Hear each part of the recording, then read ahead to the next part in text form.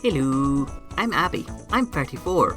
I remember so many tech hype trains, moral panics, revolutions, bubbles, trends, and just so much fucking cringe. Some things have been revolutionary for the better, some have been revolutionary for the worse, some have been both, but I want to talk about something that I think is going to be the next big thing, and how it's actually going to fuck us. Yes, straight up. Disclaimer, I'm not an expert on computing, quantum physics, or anything really. I just learned a lot of shit from the internet and I want to regurgitate it here. Okay, thanks, bye. What is quantum computing? Quantum computing is computing that uses quantum phenomena like superpositions and entangled states. Rather than using bits, which are binary, they use qubits, which can be a superposition between 1 and 0. Finally, non-binary computing. And this isn't just something theoretical. Quantum computers are real. Several big tech companies have operational ones that they use for research and development purposes. You might not ever have one on your desk, but the company who run your services might. Why do this? Well, quantum computing has potential applications in things like weather forecasting, financial modelling, deep learning, the good type of AI, scientific studies, traffic management, and breaking cryptography. Wait. Oh no! Okay, so how is it going to fuck us? Remember when I said breaking cryptography? Well, yes. Here's the thing of cryptography. It is really fucking important because without it, everything is fucked. Everything. Governments hate cryptography. Various governments in various countries have variously tried to variously ban encryption. Be it encryption period, end-to-end encryption, encrypted drives, encrypted pictures, and the like. But here's the things that you need to understand about encryption.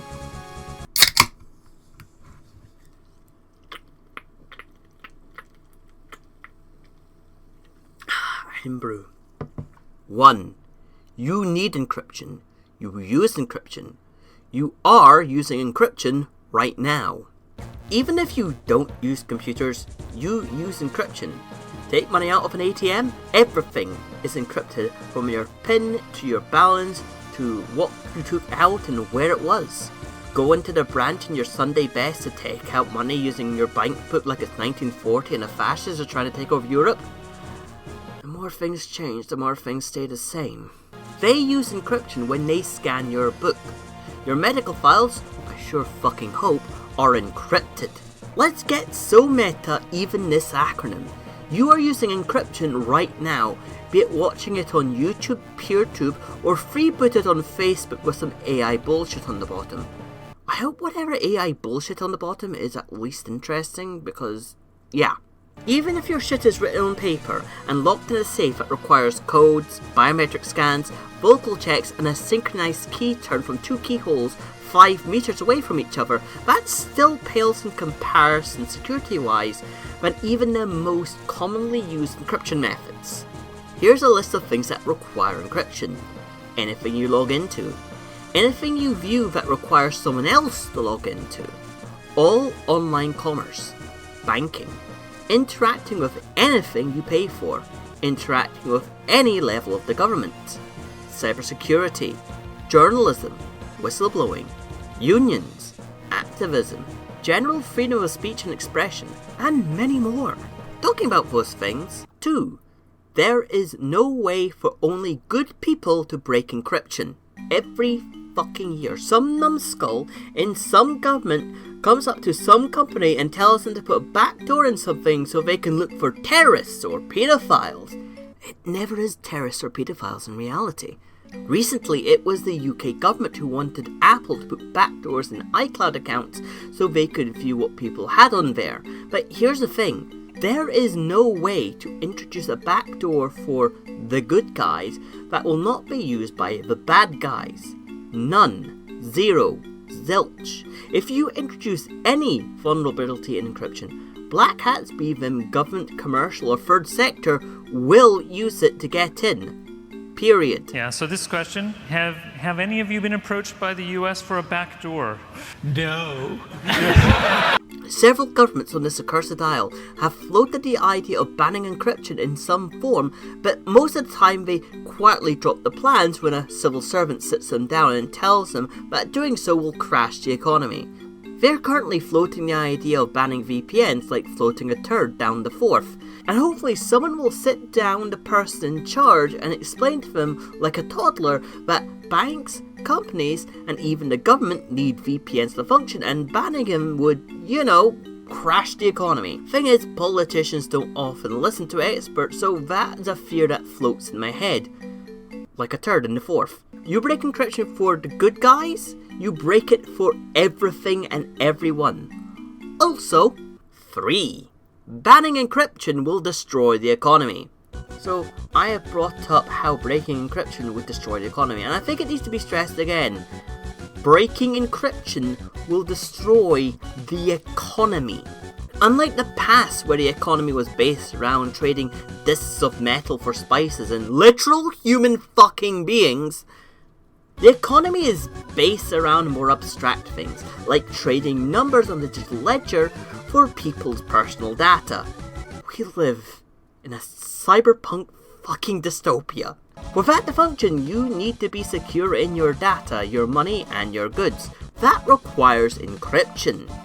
And even if you're not dealing in other people's data, that is still the case.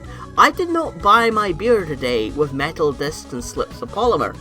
I bought it by taking out my phone, tapping it on a machine, and waiting for it to go. And chances are, so did you. Unlike you, I don't use fiat currency. I use cryptocurrency. It's not controlled by the government and is totally anonymous. First off, no, it's not totally anonymous by virtue of how it works. The way crypto works is that there are several publicly viewable ledgers that track what goes where and how. Every wallet has a special number, and if you link up numbers to names, you can find out who is involved in 50% of the transaction. To keep those numbers and names private, guess what you need? Encryption! Also, what are you using cryptocurrency for, Anon? What are you using crypto for, Anon? Take a fucking seat, Anon!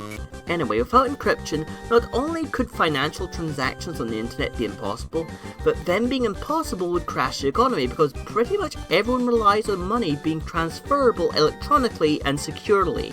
Everyone! And on that day, when Michael McVeigh, with a doctorate in computer science, cannot convince Mr. Bob Fuckboy MP with BN journalism of that fact, that is when bottle caps and mutual aid will become the currency of choice. Well, all of that is a while off, right? Right? Okay, so, you know how data brokers and governments like to hoover up all our data like MPs do cocaine? Dr. Roxo! Average MP. I do cocaine! I hear it's somebody's birthday! Well, that includes your encrypted data. Basically, it's clear that quantum computing is going to be able to decrypt most things, and when that becomes possible, well, encryption becomes pretty fucking pointless. And not pointless like how life is essentially pointless. Pointless as in, this might as well be in clear text. Eventually, even quantum-resistant encryption is going to be broken, because resistant does not mean proof. Now, of course, governments would want this first for military applications and then to spy on us, but quantum computers are already being developed by people like Google. You know, the company that makes its money through data brokering. Like, it's bad enough that the government will be able to spy on your shit, but data brokers, they are going to have a field day. In fact, they have a name for a day when they can mass decrypt all your data. Y2Q. That's when all the things that you believed were secure suddenly gets out in the open. Everything those data-hungry bastards really want out in the open. Were you on Grindr at some point? Guess what? Your health insurer knows and is going to be increasing your premiums. Medical records mention that you struggled with alcoholism at one point. Your car insurer now knows to add an extra 0 to your car insurance. Mention that you might be non-binary on a Signal chat. Well, now West Streeting now knows where to send a van when he institutes Operation Galbraith. Is there anything good about quantum computers? Yes, I am not a Luddite. Quite the opposite. I believe that computers are one of the greatest inventions mankind has ever developed. Ever. Computers are up there with fire, clothing, cooked food, mathematics, writing, caffeine, and antibiotics. But here's the thing. Like all inventions, it's genuinely a double-edged sword. Fire, maths, writing, and coffee have brought with them heretic burning, capitalism, scholastic terrorism, and slavery. But does that mean I can't boil a coffee pot over a fire, set a timer, and then drink that coffee while reading my entire class was summoned to another world except for me? Hell no! Computers and computing have improved the lives of everyone in some way, even uncontacted tribes in the middle of the Amazon benefit. I will be the last person to go all Saeed bin Taimur and ban all technology. Seriously, look up Saeed bin Taimur. But technology good, and quantum computers will change the world for the better in ways I think few could imagine. Better weather forecasts will save lives, as will research into medical treatments. But it's also in the hands of absolute wankers who want to fuck us all for fun and profit. So we have to be prepared for that.